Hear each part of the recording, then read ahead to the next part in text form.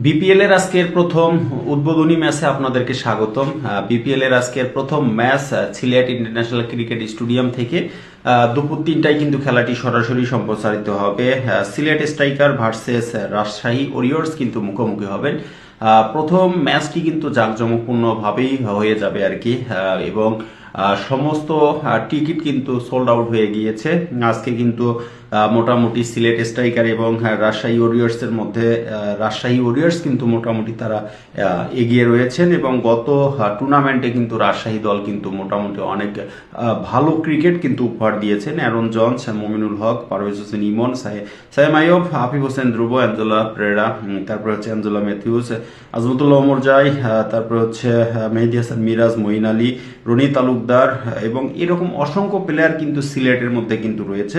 অপরদিকে নাজমুল হাসান শান্ত সহ জিসান আলম, তারপরে হচ্ছে সাহেবজাদা ফারহান, তানজিদ হাসান তামিম রয়েছেন, ইয়াসির আলী রাব্বি রয়েছেন, হুসাইন তালাত কিন্তু রয়েছেন, জাহানদাদ খান, জেমি নিশাম কিন্তু রয়েছেন, মোহাম্মদ নেওয়াজ রয়েছেন, আকবর আলী রয়েছেন, মুশফিকুর রহিমের মতো সিনিয়র প্লেয়ার কিন্তু রয়েছেন রাজশাহীর মধ্যে।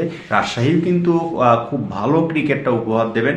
তো খেলা শুরু হবে আজকে দুপুর 3টায়। আপনারা অবশ্যই টি স্পোর্টস, তারপরে হচ্ছে ফেসবুক লাইভ এবং হচ্ছে লাইভ স্ট্রিম অ্যাপের মাধ্যমে কিন্তু খেলা অবশ্যই দেখতে পারবেন। ধন্যবাদ সকলকে।